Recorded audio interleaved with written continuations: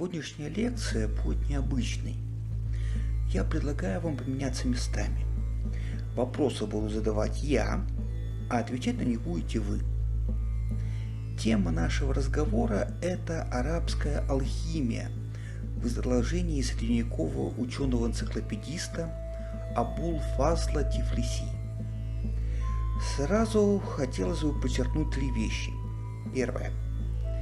Многообразие мусульманской алхимии далеко превосходит содержание труда Тифлиси. Моя цель лишь немного приподнять завесу тайны, разобрав один конкретный алхимический трактат. Второе. Я взвалил на себя обязательство судить о том, какие из рецептов Тифлиси рабочие, а какие лишь плод суеверий. И очень об этом пожалел, ибо, как быстро выяснилось, я совершенно не обладаю необходимой для этого квалификацией. И, наконец, третье. Роль экспертов в этой лекции отводится вам, слушателям, знакомым с химией лучше меня. Это вы все без исключения. Предупреждаю, задача эта далеко не так проста. Многие рецепты, выглядящие на первый взгляд абсолютно безумно, при проверке оказались совершенно рабочими. Ну а теперь вперед к тайнам древнего ремесла.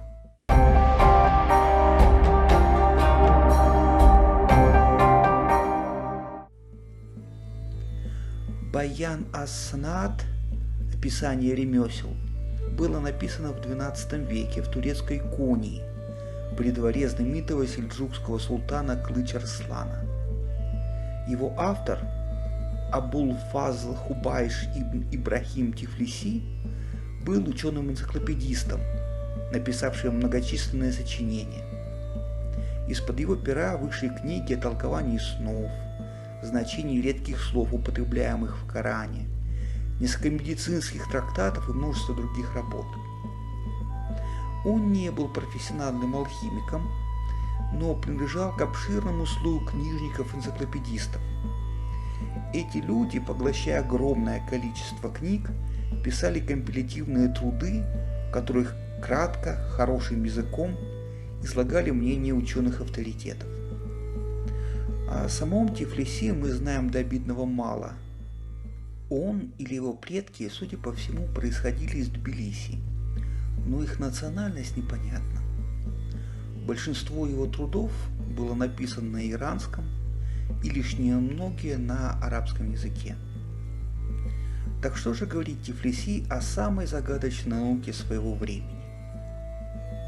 Думаю, что не открою большой тайны, если скажу, что само слово «алхимия» арабского происхождения, оно происходит от слова «аль-химия», происходящего от старого самоназвания Египта «кеме». Иными словами, его можно перевести как «египетское искусство», хотя существуют и другие версии этимологии. Несмотря на арабское происхождение термина, сама наука имеет античные корни. Александрия Египетская была величайшим центром учености, и завоевание Египта дало арабам не только египетский хлеб, но и знания. Вообще, наши слушатели, наверное, уже успели свыкнуться с мыслью, что, несмотря на религиозные различия, мусульманская цивилизация, так же как и европейская, стоит на античном фундаменте. Во многом она является альтернативным вариантом развития античного мира. Мы уже говорили в лекции о мусульманском рыцарстве, о том, что античные и византийские военные трактаты пользовались большим авторитетом на Ближнем Востоке. Естественных наук это касается в еще большей мере. Тифлиси пишет следующее. Знай, что алхимия – наука скрытная и сложная, и тайны этой науки ученые не раскрыли. Со времен Каруна никто не может постичь ее тайн и полностью познать ее свойства. Карун – это канонический персонаж, восходящий к библейскому Корею, обладавший несметными богатствами.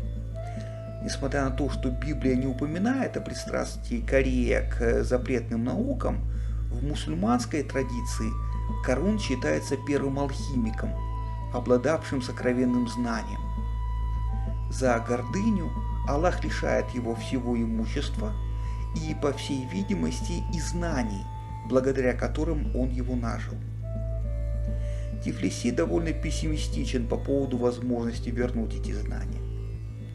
Многие люди потратили на это мастерство средства и не смогли достичь никаких результатов, лишь зря трудились и погубили свое имущество, а кроме того подвергли себя всяким болезням от запаха снадобий и напряжений физических и умственных сил. В сердце алхимии, по словам Тифлиси, лежат два навыка, глубина владения которыми определяет величие алхимика. Секрет их привлекательности очень прост. Именно они способны обогатить алхимика через создание драгоценных металлов из недрагоценных. Первый из них – это амальгамирование, создание сплавов металлов и ртути. Как объясняет Тифлиси, алхимики при помощи разных снадобий могут сделать медь похожей на золото. И таким же образом при помощи снадобий они могут сделать олово похожим на серебро. Амальгамирование считалось высшей ступенью мастерства алхимика, и владение тайнами ртути ценилось очень высоко. Второй тайный навык – это соединение, образование других видов сплавов. Тифлиси так поясняет: берут понемножку золота, меди и серебра, а также похожих на них металлов, все это плавят вместе и так искусно приготовляют, что это становится подобным золоту или серебру, а потом пускают все это в оборот. Владение этими двумя техниками очень разнится по качеству результата, который в зависимости от мастерства алхимика может быть как жалкой и очевидной подделкой, так и субстанцией, неотличимой от драгоценных металлов. Все вещества в мире делятся Тифлиси на две группы – твердые и летучие. Твердые вещества связаны с 7 небесными телами. Золото считается важнейшим из веществ и было связано с Солнцем, серебро с Луной, олово с Юпитером, медь с Венерой, железо с Марсом, а свинец с Сатурном. Ртуть, принадлежащая одновременно и к твердым и летучим веществам, является воплощением Меркурия. Вторую группу составляют летучие вещества, соответствующие 4 свойствам природы. К ним относится уже упомянутая ртуть, называемая беглец, сера, именуемая царский камень, мышьяк – солнечный камень, и нашатырь, прозванный Альтаир. Переходя от теории к практике, Тифлиси приводит рецепты работы со снадобьями. Он раскрывает секреты получения киноварий, использующийся как красный краситель, ярмедянки, синий краситель, поташной соли, применяемой при изготовлении красок и стекла, и раствора квасцов, применимых в дублении кож и как закрепитель при окраске тканей. В своем рассказе я буду подробно останавливаться лишь на самых интересных и необычных рецептах, но тем не менее буду по максимуму озвучивать сами названия рецептов, чтобы вы могли составить представление о возможностях средневековой алхимии Ближнего Востока. Далее Тифлиси переходит к созданию растворов металлов и драгоценных камней. Особенно интригует рецепт раствора талька. Автор утверждает, если им вымазать руку, а потом подержать ее на огне, то наверняка руке не будет никакого вреда. Если же им вымазать рот, а потом взять в рот раскаленный камень или железо, то и тогда не будет никакого вреда. Что за бред, скажете вы? Но тальк действительно обладает способностью к термоизоляции, хотя брать в рот раскаленное железо я бы все-таки не рискнул. Тем более, что Тифлиси тут же пишет, что если положить один весовой данник этого вещества в еду и дать кому-нибудь съесть, то его член никогда не будет способен к действию и будет неподвижен. Вот уж поистине блистательный образец академической невинности. Меня не покидает ощущение, что если из многих рецептов выбросить половину операций, то конечный результат только выиграл бы. Но с другой стороны, я не алхимик. Нужно помнить, что многие такие рецепты рождались опытным путем, и автор зачастую не мог четко сказать, какая именно операция привела к желаемому результату. Еще интереснее выглядит рецепт изготовления искусственного жемчуга. Тифлиси пишет: если же кто-либо захочет сделать жемчуг, пусть разотрет жемчужину как сурьму, или тоже сделает с хорошей жемчужной раковиной. Затем промоет ее несколько раз чистой водой, увлажнит овечьим молоком и смешает с небольшим количеством этого раствора талька. После пусть катает из этой смеси шарики, каждый величиной в несколько жемчужин, просверлит их тонким золотым прутиком, так, чтобы дырочки не были большими, и смажет их внутри свежим кунжутным маслом. Затем пусть принесет большого голубя и положит ему в зоб такое зерно и продержит так 7 часов, чтобы оно приобрело блеск чистой воды. Потом, когда вынет это зерно из зоба, то увидит круглую, блестящую и чистую жемчужину. Из 1000 ювелиров ни один не сможет угадать, что это такое на самом деле. Рабочий ли рецепт или нет, судить вам. Раздел, посвященный амальгамам, у Тифлиси довольно скуден. По всей видимости, такими коммерческими выгодными тайнами было не принято делиться в общедоступной литературе. Но как сделать серебро, я вам все-таки расскажу. Возьмите 20 дирхемов хорошей латуни и натрите ее напильником. Затем возьмите 20 дирхемов корня без пае, по 2,5 дирхема каменной соли, зеленого купороса и белых египетских квасцов и 5 дирхемов ртути. Все это хорошо разотрите и поместите в склянку, а сверху налейте острого уксуса на высоту 4 пальцев. Потом замажьте горлышко известью, сосуд обмажьте глиняной обмазкой и поставьте ее на слабый огонь на 1 ночь. Когда откроете склянку, увидите, что уксус стал черным, как смола. Слейте его, а вещество промойте. Выйдет очень хорошее серебро. Конечно, в реальности речь идет не о серебре, а о его амальгаме. Но для большинства людей того времени, если вещество весит как серебро и блестит как серебро, то это серебро. Это подтверждает и раздел о сплавах. Сплав олова, меди, латуни и серебра дает вещество, подобное золоту, а вещество, подобное серебру, образует сплав железа, буры и олова.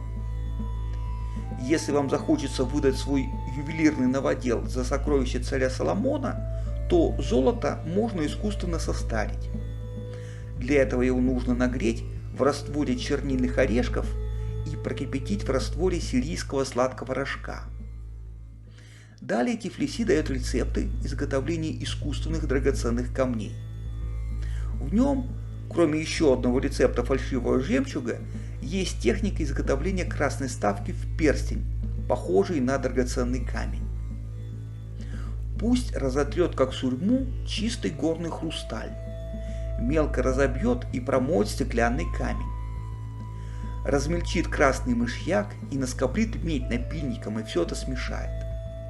Затем просеет, поместит смесь в тигель и разожжет под ним огонь, чтобы она расплавилась. Когда расплавится, снимет ее с огня и даст полежать 1 ночь в печи. Когда вынет, получится красный камень. Если красный не ваш цвет, то Тифлиси может подсказать, как получить вставки желтого, лазоревого и бирюзового цвета. Тут же даются советы по окраске яхонта и изумруда, отбеливанию жемчуга и сердолика, придания блеска гранату. С помощью смеси поташа и листьев можжевельника, настоянных на остром уксусе, можно делать надписи на сердолике. написанное проступает на камне после его нагревания. Окраска хрусталя и эмали разработана у Тифлиси в мельчайших деталях, и я не буду приводить все возможные цвета и оттенки, их очень много. Это касается и стеклянной глазури для керамики, которая могла быть золотистой, небесно-голубой, малахитово-зеленой, красной и желтой. Очень интересен раздел об обработке клинков, хоть он и содержит немало сомнительных рекомендаций. Так, например, сабля, закаленная в смеси желчи барана и мочи осла, якобы будет рубить все, что не ударишь. Вызывает недоумение и совет точить оружие на куски меди. Вместе с тем, есть рецепты, которые могут оказаться вполне рабочими. Если кто-нибудь захочет отполировать клинок так, чтобы он стал красным и блестящим, пусть возьмет один мискаль медного купороса и смешает с настоем зеленого купороса. Потом клинок отполирует, возьмет кусок кожи по длине клинка, смочит ее смесью, о которой мы упоминали. Затем отполированный клинок обернет кожей и продержит сутки в соломе. Когда вынет клинок, он будет красным, блестящим, очень острым и хорошим. Но если красный по-прежнему не ваш цвет, то Тифлиси приводит рецепты для полировки с желтым и зеленым оттенком. Также вполне дельным выглядит совет по защите оружия от ржавчины. Пусть хорошо разотрет белила с розовым маслом и натрет смесью все, что захочет. На предметах никогда не будет ржавчины, пишет Тифлиси. И если натрет железо волчьим салом, тоже будет хорошо. Весьма убедительным выглядит рецепт по окраске кож. Вот что надо, чтобы изготовить багдадскую золотистую кожу. Пусть возьмет дубленую кожу и смажет ее рыбьим клеем, а сверху положит расплющенное олово. Потом возьмет шафран, нальет на него немного воды и оставит под лучами солнца, чтобы настой стал крепче. Намажет им поверх олова и окрасит кожу раствором шафрана, о котором мы говорили. Потом оставит на солнце, пока кожа не станет такой, как ей надлежит быть. Здесь же приведен рецепт изготовления масла, защищающего одежду от влаги, пыли и снега. Пусть возьмет семян клещевины, сколько захочет, снимет с них кожицу, хорошенько разотрет на камне и поместит в новый каменный котелок. Сверху пусть нальет чистой воды, чтобы покрыло массу, и хорошенько прокипятит на огне, пока масло не соберется сверху воды. Затем пусть соберет это масло, очистит, и 3 части его смешает с 1 частью масла из очищенных грецких орехов. После этого пусть мелко разотрет смолу белого сандарака, возьмет столько же, сколько было этого масла, и добавит полпорции измельченной мастики, положит в склянку и поставит на огонь. Затем эти масла в теплом состоянии смешает в сосуде и теплыми выльет на сандарак, чтобы он растворился и расплавился. Когда все полностью растворится, пусть пропитает этой массой одежду или другие вещи, какие захочет, и даст высохнуть. После этого одежда никогда не будет портиться от воды и дождя и не намокнет. Невероятным выглядит рецепт клея для керамики. Тифлиси пишет: пусть возьмет железной окалины, мелко растолчет, а потом положит в ступку, смешает с таким же количеством яичного белка и станет растирать смесь в ступке, пока она не получится мягкой, как мазь. Пусть клеит ею разбитые котелки или еще что-нибудь, и выйдет хорошо. Если же захочет склеить разбитое стекло, то вместо яичного белка пусть нальет в ступку столько же молока, и это будет нежнее и лучше. Сначала я подумал, что это какой-то бред, но потом начал смутно вспоминать, что на Руси яйцо как-то используется при строительстве, и засомневался. Начав читать, я быстро понял, что мои сомнения были неуместны, и клей на яичном белке чуть ли не один из древнейших. Другое дело, что непонятно назначение железной окалины. Но тут уже вопрос к вам, дорогие слушатели. На случай, если вы амир мамлюков, и вам нужно покрасить ваши модные софьяновые сапоги, вот вам еще один рецепт. Возьмите 5 ситров поташа и 5 ситров морены и вскипятите в 1,5 манах воды, так, чтобы появился цвет. Затем пусть окрасит софьян этой краской и высушит, а потом смешает сахар с небольшим количеством шафрана и намажет на софьян. Так делать несколько раз, пока софьян не станет такой, как яркий цветок граната. Помня, что красный по-прежнему не ваш цвет, Тифлиси заботливо помещает рядом рецепт, как снять краску с софьяна с помощью кислого абрикоса и сока редьки. Как только дело будет сделано, ваш софьян можно будет перекрасить в классические белый или черный цвета. Если вы утонченный каллиграф, художник или просто канцелярская крыса, сидящая в султанском диване, у Тифлиси есть рецепты и для вас. Основы смешивания красок состоят в том, что они должны быть адаптированы к материалу. Краски, которые хотят употреблять на бумаге, надо смешивать с настоем аравийской камеди. Если же надо приготовить краски для смазывания деревянных предметов, то их замешивают на яичном желтке, чтобы они были блестящие и не скоро портились. Всякую краску, которую употребляют для окрашивания колыбов для ткани, следует смешивать с кровью, растворенной в воде, пишет Тифлиси. Не спешите удивляться, бычью кровь как закрепитель краски на тканях будут использовать вплоть до начала XIX века. Знаменитые купцы Барановы из Александрова красили свои веселые ситцы точно таким же способом. Выбор красок в трактате Тифлиси весьма широк. Красная, зеленая, лазурная, желтая, белая, телесная, розовая, кирпичная, бледно-зеленая, фиолетовая, синяя. И это все еще без учета возможности их смешения. Отдельно в этом списке стоят рецепты краски для волос. Чтобы ее изготовить, надо взять 1 часть хны, 2 части листьев индиго и по 1 части медной окалины, квасцов, каменной соли, чернильных орешков и железной окалины. Все это растолочь, растереть с уксусом и оставить на ночь.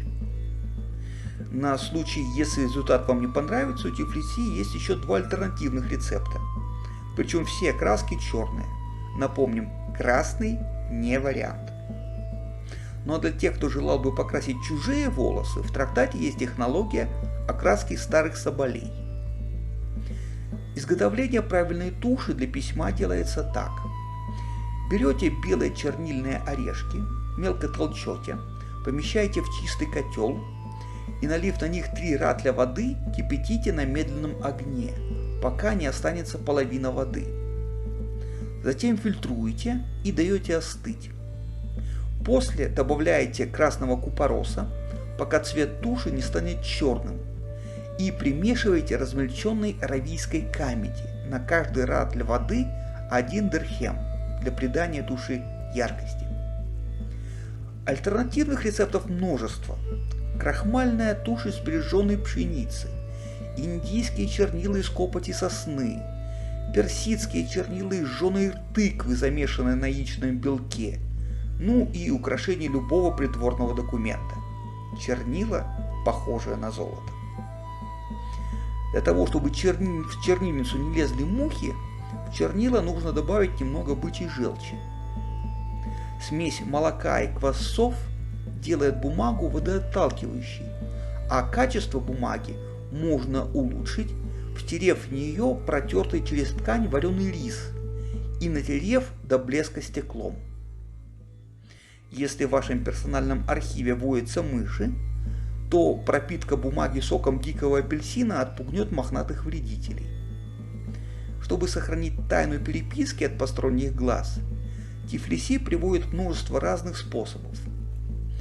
Если кто-либо захочет сделать надпись, которая проявляется над огнем, пусть напишет ее водным раствором на шатыря и положит просохнуть, и тогда надпись исчезнет. Когда бумагу подержат над огнем, то появится черная надпись. Чтобы появилась зеленая надпись, ее надо сделать луковым соком и оставить, пока не просохнет. Когда бумагу подержат над огнем, она станет зеленой. У Тифлиси есть и рецепт проявления красных надписей, но помня о ваших вкусах, я его не предлагаю. Не менее важным в придворных интригах была возможность удаления части документа, чтобы изменить его смысл. Для этого Тифлиси рекомендует размягчить кусочек воска и прикладывать его к написанному, снова снимать и снова прикладывать, пока исписанная бумага не станет совсем чистой. 12 глава книги Тифлиси, посвященная животным, начинается с клятвенного заверения читателя в том, что все, что в ней написано, было подчеркнуто лично у Аристотеля, хотя это и явная неправда. Действенность приведенных рекомендаций крайне сомнительна. Единственным исключением может быть совет женщинам, боявшимся забеременеть, носить с собой завернутую в волок коровью лепешку. Как мне кажется, этот рецепт вполне рабочий. В главе о манипуляциях с водой Тифлиси приводит способ опреснения морской воды с помощью выпаривания ее под войлоком. Если кто-нибудь захочет сделать воду похожей на кровь, пусть возьмет селезенку какого-нибудь животного, растянет ее пошире, насыпет туда немного буры и оставит высохнуть. Потом мелко разотрет селезенку, и когда захочет сделать это, пусть насыплет немного этого порошка в кубок или кувшин, делая вид: вот я совершаю колдовство. Тотчас же вода станет как кровь. Особенно интригует рецепт превращения воды в огонь, который, как ни странно, является абсолютно рабочим. Тифлиси пишет: пусть возьмет чистую склянку, наполнит ее водой и подержит в руках на солнце, а в тени склянки поместит труд, который очень быстро вспыхнет. Более изящного описания линзы я еще не встречал. Впрочем, и тут есть исключение. Рецепт нагревания холодной воды с помощью мышьяка не выглядит ни рабочим, ни безопасным. Тоже можно сказать и о рецептах следующей главы, посвященной фокусам с огнем. Самым реалистичным в ней выглядит следующий рецепт. Если кто-нибудь захочет показать собравшимся фокус, пусть возьмет нефть, сандарак, размельченную смолку и поместит все это в сосуд, поставить на огонь. В нем вспыхнет огонь.